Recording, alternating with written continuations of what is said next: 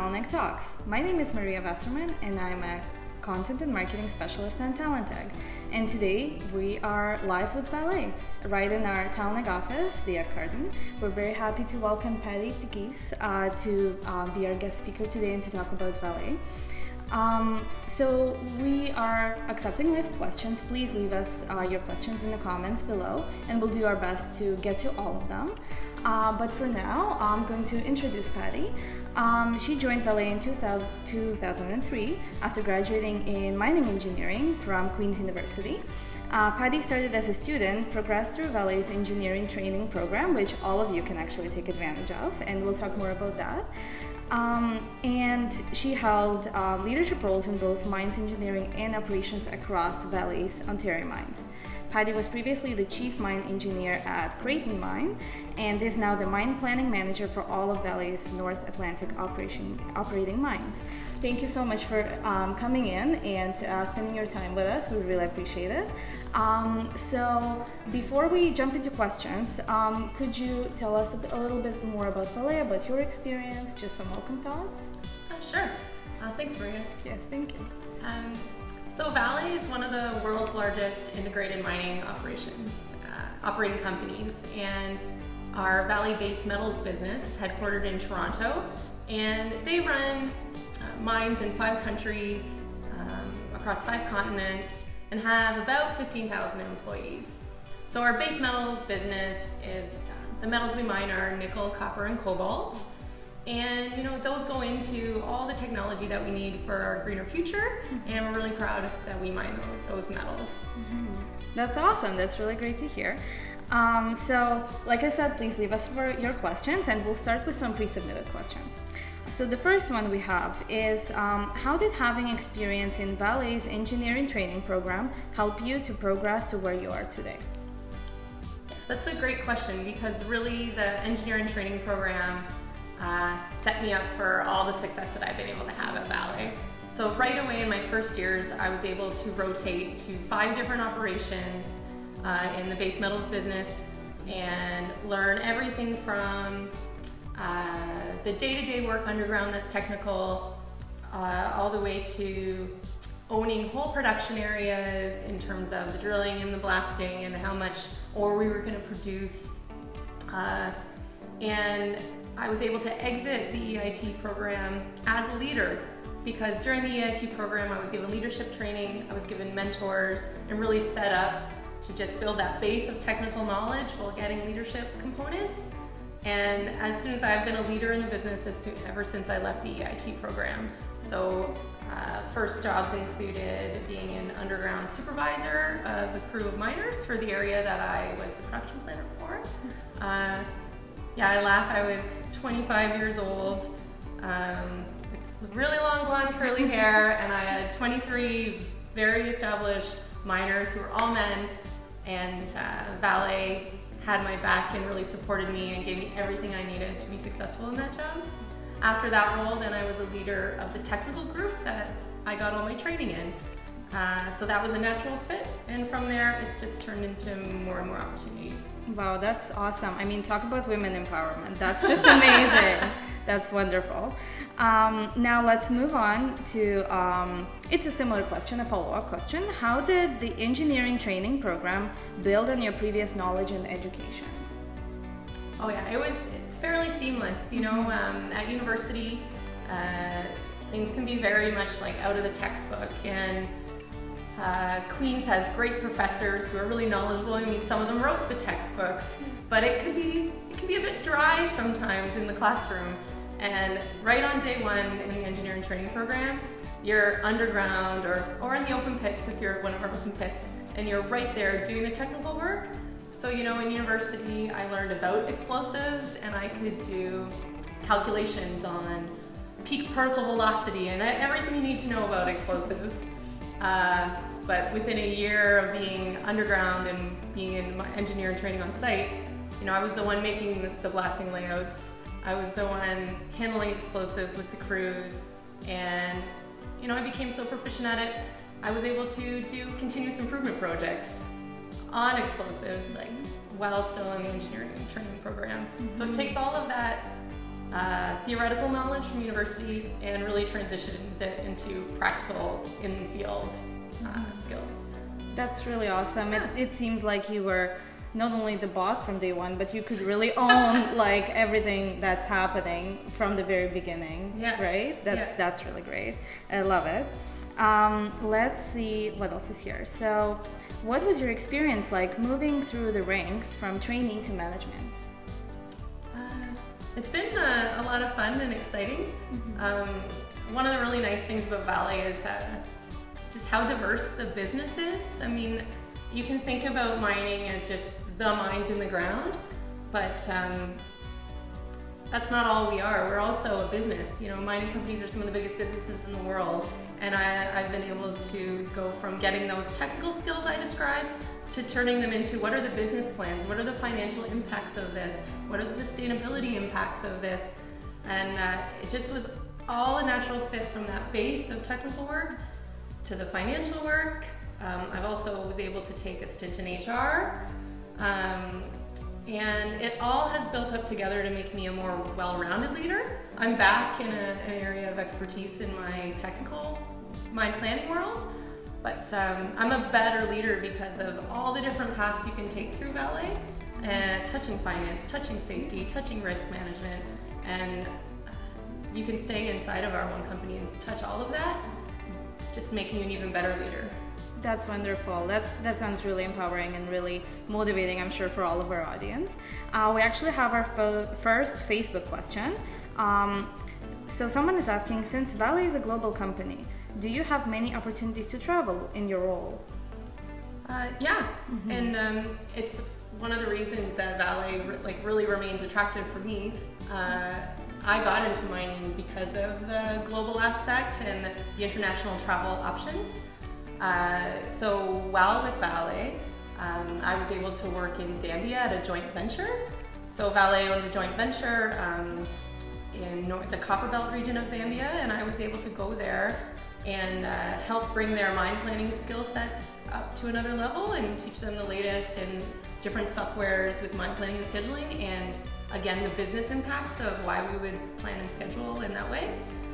So I was in Zambia for 2 years, and also I've been able to travel to Brazil to learn from colleagues there with our Vale production system, and really for information sharing with Brazilian colleagues and to take back some learnings. You know, they do some really phenomenal things in our business in Brazil, and we do some great stuff in base metals, and there's a lot more of that going on, to be honest, with international opportunities at the company. Yeah, that's great. I'm sure that this collaborative environment really helps the team spirit and all of that, right?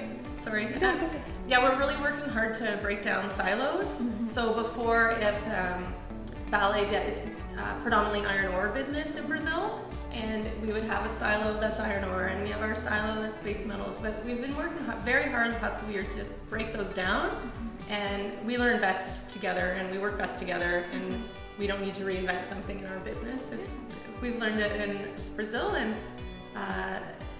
we're really finding that that's helping, and it's more integrated than it's ever been. That's wonderful. That's great to hear. We have another live question now from Instagram. What was your most rewarding position? Well, I love my current position, and I love my current position because of the influence I can have as the manager of mine planning, and I have currently 150 reports all the way from the EITs through some technical experts up through myself, and I find the career development aspect of my job really rewarding in a way I didn't recognize when I started engineering, that I love this leadership, the leadership role that I'm in terms of making sure people are being developed. But if I look back on my career, what really set me up to love the leadership and the management is that frontline supervisor job when I was underground. I found it not only helped me be empathetic with how difficult the work is underground, I just learned a ton. I learned a ton about people, I learned a lot about mining, but also, interestingly, it made me a better engineer, because when you're on the ground every day and in the field, you can say, oh, why did we make a drilling layout with the drill oriented like this? I can see now, because I'm with the operators every day, even rotating something a little bit could make the practicality or ease of use higher.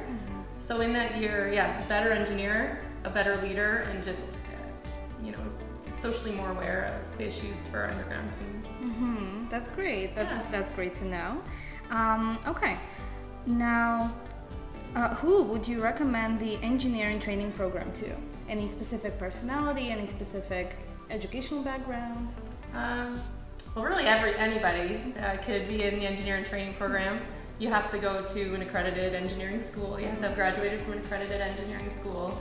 And my background's mining, but Vale is a lot bigger than mining, as I said, and you can be a mining engineering grad, chemical, electrical, basically anything. We have IT departments that need computer engineers, mechanical engineers, civil engineers. We run the gamut. I don't think there's a type of engineering you could take at school that we wouldn't be interested in. Wow, that's really Because I'm actually afraid to list them, because I might leave one out when I really think it's everything. Yeah. Well, it seems like there are so many opportunities. That's great. And the types of people, I think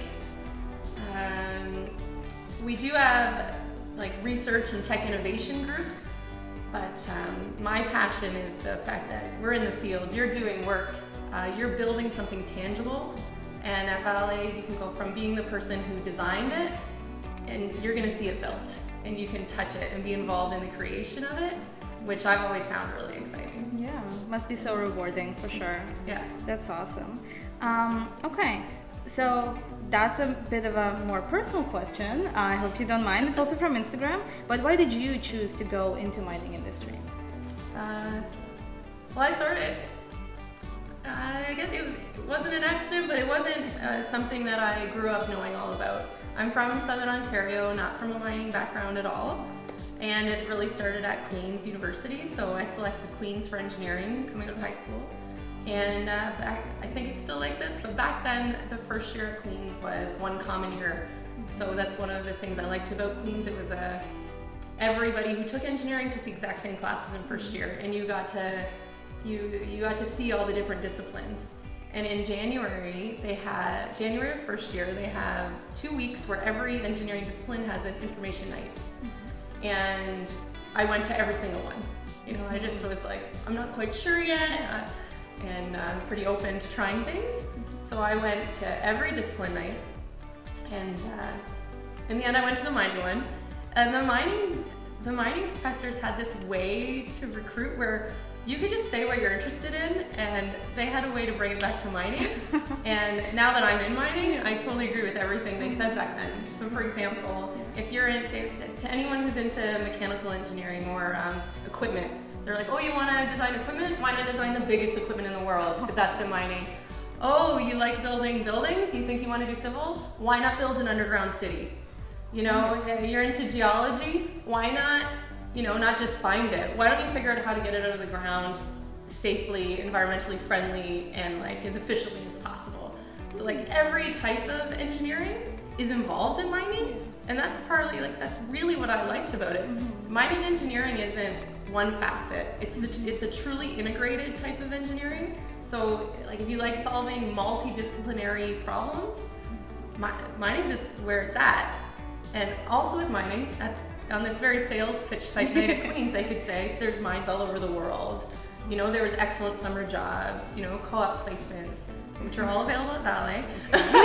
And they just had me hook, line, and sinker. And my parents didn't know what was going on, but I gave them the same sales pitch, and now it's a big part of my life, and no regrets. Yeah, I can tell you're so passionate about it. That's wonderful, and those recruiters did a great job at Queen's, I have to say. All right, another live question from Facebook. What advice do you have for new grads about a career in mining? Advice for new grads is to get out there and get in the field and work right at a mining company, like Vale. You get your boots on the ground, you get to touch and feel and design real work in place, and probably because it was so important to me in my first years, I can't imagine a career where I didn't start in mining at the mines. In mining, we would say at the face. I started at the face, which is a mining term, but right in the thick of it, learning, really it touches on understanding all the risks in mining, because my job as a mine engineer is to design those out. And by working at the sites, you become in depth. You're not just protecting yourself. Like when I go underground, I know that I designed this or had a part to play in the design of the mine. And if you work at the site, I think you take it a little more seriously, because it's actually your life. It's your friends and family's life. And that's a big part of our design, is taking the risk management out. So I suggest to new grads to try to get right to the field, so that you can learn all these lessons, and you'll be a better consultant or a better operational excellence person in the future if you get that base knowledge. So don't be afraid to get your hands dirty. And go right in there. Nice. And another one? Yeah. Just have an open mind about learning everything you can from the people that work there. Like some of my best engineering designs are because I was speaking to the miners, and it's not what I learned in a textbook or from an engineer with 30 years experience. It's from being there, talking to the people that work at the site. So, just have an open mind and take in information from everyone who's doing it. Yeah, that totally makes sense. I love it. Awesome. So let's move on. I like this one. What was the most interesting experience in engineering training program? So the most memorable kind of moment. Can you pick one? The moment. Or like a project maybe you worked on. Something super memorable. Yeah, I think I exited the EIT program as a frontline supervisor, and that really was huge. And I'm gonna try to come up with something else now, but as an EIT, I think in my second year, I was given the responsibility of doing all the production planning for an entire zone at one of the mines. And this required me to plan an entire complex, and again, work with the miners, work with the mine manager on the best way to approach the production there. And the people before me, it was this can be routine work, but once I learned the routine, that wasn't it. I needed to continuously improve how we were going to do the drilling and blasting at Garson Mine. And I decided, I'm good at making these layouts, but now I'm going to get underground in the field. That's where I started making a better engineering. I started being a better engineer because of my field experience. And that area of Garson Mine, at that time, as an EIT, I was able to get it to have the highest production numbers and the most engagement with the crews. Everybody knew what was going on, and it really came out in our metrics and KPIs.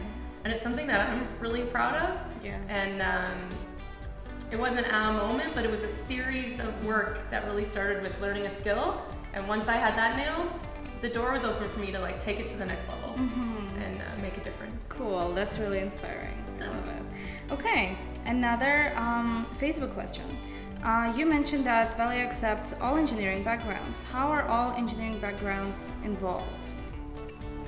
Yeah. Okay. So maybe I could just pick a couple disciplines and talk about what they would do as engineers. Yeah. So I think I described mining enough, but let's say we have a processing EIT. So someone who took mineral processing or chemical engineering or industrial engineering even. At all of our mining sites, we have a mill. We also, in several operations, have smelters and refineries and all the accompanying surface facilities required to make our end products. And if you're in chemical processing, all those ones I named, industrial engineering, you can, your rotation or training time would involve going to all those sites, along with probably some research work, along with some continuous improvement work on those sites. So it would be doing daily technical work at a variety of plants. And then as you progress through that definitely flow sheet improvements or research, maybe some new tech, putting in some new digital technology into the flow sheet somewhere. So if you're a processing engineer, it'd be like that. If you're a mechanical engineer, right now, you'd work with our mechanical engineering group, but they do multi-function sort of projects. You know, like right now, if you're in mechanical, you'd probably get involved with battery electric vehicles going underground, and you'd be working with electrical engineers, and you'd be developing our strategies for how we'd use the battery electric vehicles underground. So that's electric and mechanical people would be working on things like that. Or maybe we need a new way to run power underground or to some of our service facilities. Electrical engineers would be involved in that. The civil engineers would do a lot of work with dams and dam safety and risk management. They would be involved in that work. And there's really something for everyone. We have an oil and gas engineer right now in our group, and it's not his background, or mining isn't his background, but he's been able to seamlessly fit in, and he teaches us different ways to think about things, and we're just teaching him a bit about mining at the same time. That's really cool. I love all of these examples. I'm sure it's really relevant to our audience, and everyone can see how they can fit in. So that's great. That's a really fun one. Someone on Instagram is asking, what mines have you been to, and what was your experience? You talked a little bit about that already. Yeah, so if I stick with Vale, because I worked at a few other ones when I was a student, but at Vale, I've worked at Coppercliff North Mine as a student, but then as an EIT at Garson, Creighton, Coleman, Coppercliff South Mine. Right now inside of my scope, I also have the Thompson Mines and Voisey's Bay Mine, which is in Labrador. I worked at Lubambe Copper, which was a joint venture in Zambia. And that's quite a list. Those are the ones that I've personally worked at.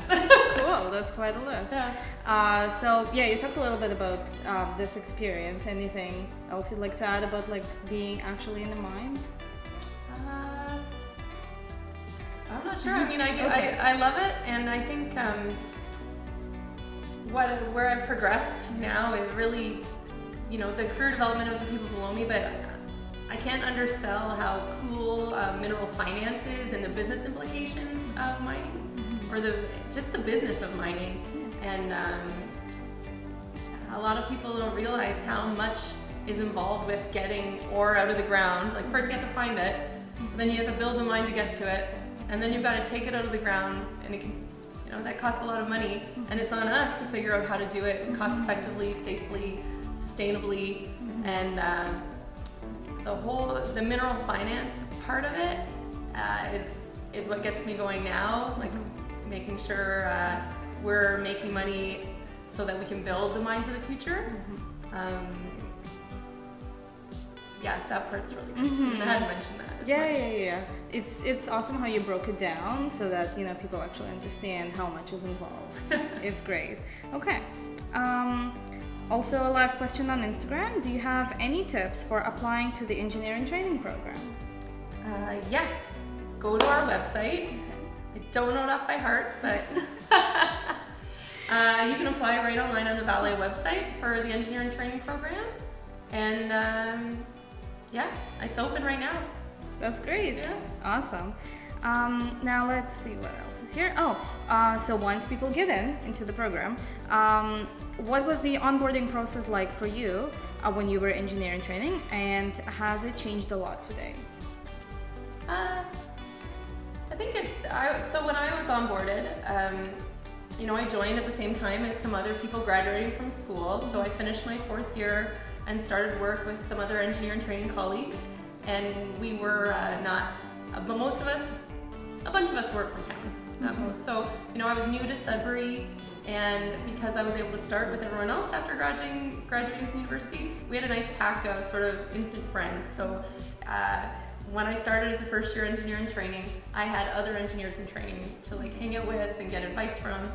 I was also assigned a mentor, so that I could keep in touch with them, and they would check in on me if my rotations through the different areas was working out, and checking, is there something that you want to work towards? What are you seeing that you might like at the company? And then crafting sort of a handcrafted training program for me. And we're still doing that today. So I know, and those mentors are people like me now, and I have EITs that I check in with, and how's it going? Oh, you're finding that you like ventilation or true mine design a little bit better. Okay, let's get you let's get you doing some long range stuff. Here's the manager of that area. Let's talk about what you can do in your current role that might help you develop to that one. So I think it's pretty similar to when I was in EIT. Awesome. Yeah, it sounds like there's so much professional development and so many opportunities really to grow with the company. That's probably why many people like you stayed with the company for such a long time, right? Awesome. Okay. We just have time for just a few more questions, so let's pick a good one. What is Vale doing to make sure that their practices are sustainable? I know sustainability is such a big part of what you're doing. Yeah, it's really in the core and like root of our values. So at Vale, one of our values is prize our planet, and we think about that in everything we do. I can talk about, like, I live in Sudbury, and it's lovely, but it's lovely now, and we've spent a lot of time and energy regreening Sudbury. You know, something we're proud of in Sudbury is that we have the cleanest air in Ontario. Oh, wow. And I think, you know, maybe some people's parents or grandparents would tell them that it didn't always look like that. But I've lived there since the early 2000s, and it's been beautiful the entire time I was there. And one more Sudbury plug, there's over 300 lakes in Greater Sudbury.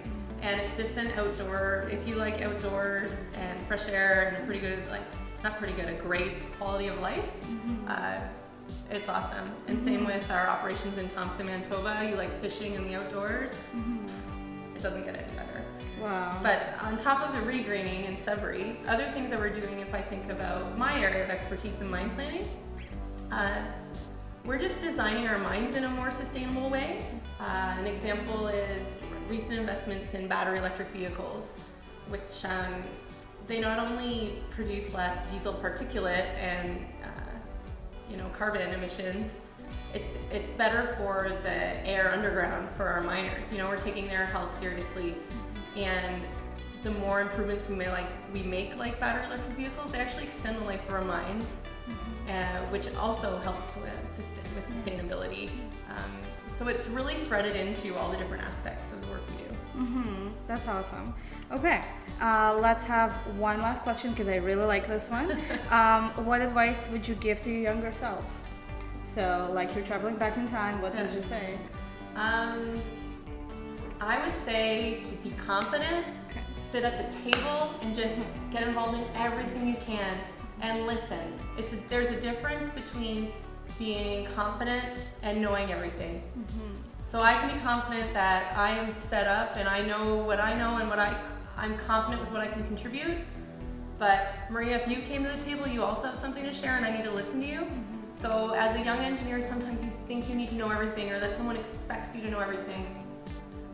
Don't put that pressure on yourself. Have the confidence that you deserve to be there, otherwise you wouldn't be invited. You're invited, sit at the table, be confident, and listen to what everyone else has to contribute. That's so motivating. I'm like ready to sit at the table after your speech. I love this. Okay, so I think we're just about almost done. So if you have any last words of advice to students and grads who want to apply, any like last motivational pieces? Yeah. Check out Vale. I think in Canada a lot of people don't really know our brand sometimes, but check it out. We have operations all over the world. I haven't had any regrets since joining Vale. Every day there's something new to work on, and if I were to get bored, I can look at our global business and find another exciting opportunity right from inside the company. So yeah, just check out Vale, and if you're an engineer at school, check out our engineering training postings. Awesome. So that's about all of the time we have for today. Thank you so much for taking your time and for really motivating us. You were absolutely amazing. Thank you everyone who was watching. Thank you for submitting your questions and having this conversation with us. I hope that you're all very excited and empowered to apply to Vale right now. So you can go to TalentEgg.ca and find Vale there and apply. Applications are open. This recording, if you're just tuning in and you missed a few parts of this recording will be available for the next 24 hours on Facebook and Instagram. So just check back on our social media. And thank you again, Patti, for joining us. It was awesome having you. Thank you. See you next time.